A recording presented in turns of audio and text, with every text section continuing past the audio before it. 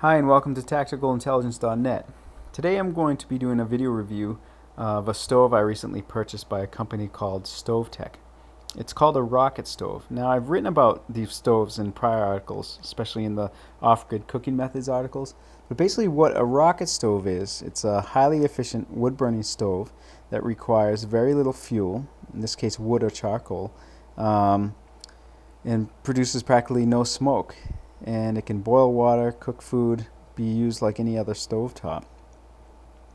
Now, the inside of the stove or surrounding the chimney is made of a highly insulative material.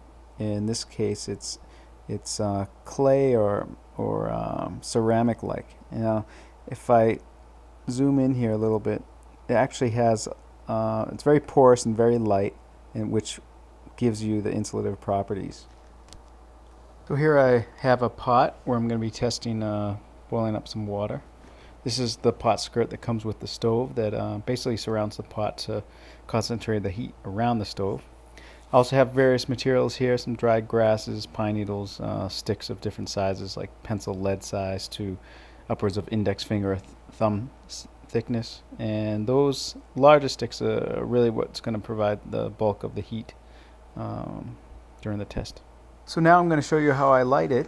Basically I grab the dried grass and pine needles and place it at the large opening of the stove here, and it is above the smaller hole, so the air comes from underneath and will burn through the small tinder. And I'm going to place some small sticks on top of the tinder here. Let's grab some more.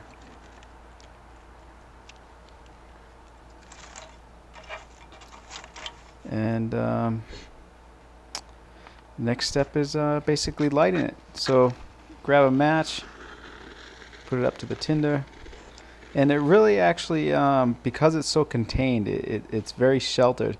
And even though it's a little bit windy today, but you wouldn't notice because it is sheltered, and it really helps you to get a fire going despite inclement weather.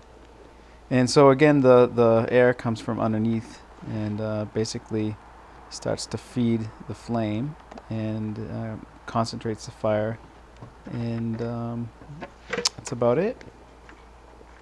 So I'm going to let this burn for a little bit.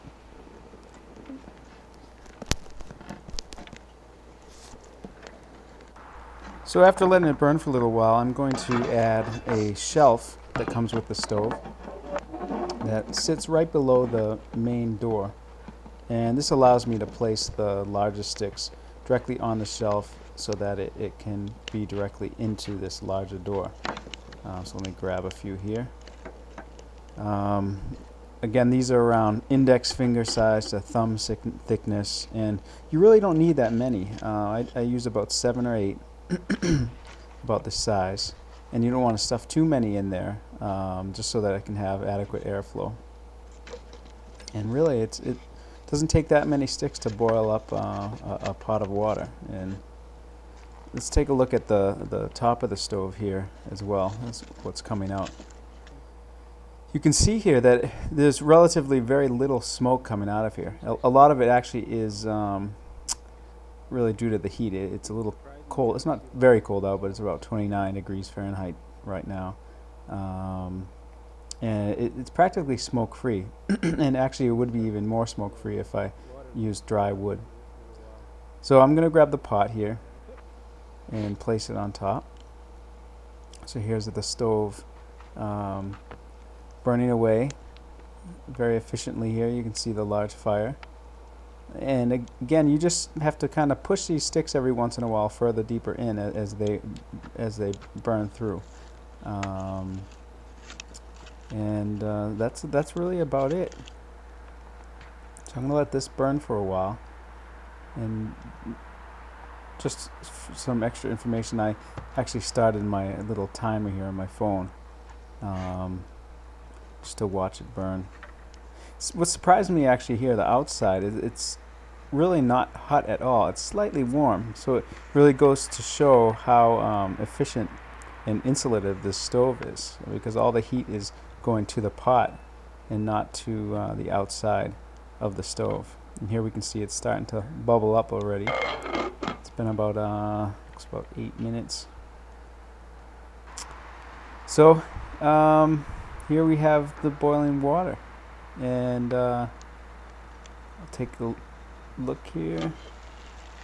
See, it's rolling pretty good, and the time is, let's put it in front of the camera here, 15 minutes about to boil up.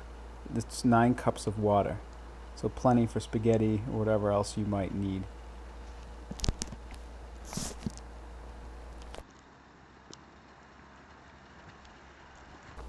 One thing I wanted to show you here is the versatility of this stove. And basically it also functions as a not only a wood burning stove, but a charcoal burning stove. And you can either purchase your own charcoal, or as I'm doing here, is using the burnt up pieces at the ends of these sticks to basically create a bed of charcoals at the bottom of the stove. So after you've created that, you grab that brick that comes with it. Again, that's a very light insulative material, and you place that over the large door entrance, and place the door or shut the door with this little metal sleeve. And you want that shut completely, and then you just grab the smaller door and put that at the bottom. And because it's charcoal and requires very little oxygen to burn, you can actually shut it with just a small opening. You can see the charcoal burning in there, even with the small amount of air that's coming in there. And with that, you can basically just simmer the food. Again, it's very efficient with the amount of wood you're using. And yeah, I was pretty excited. So here I just wanted to show you how much fuel was left over. There's actually quite a bit. Just a good indication of the fact of how efficient this stove is. So I'll put a link on the site. You can check it out there, and as always, thanks for visiting, and take care.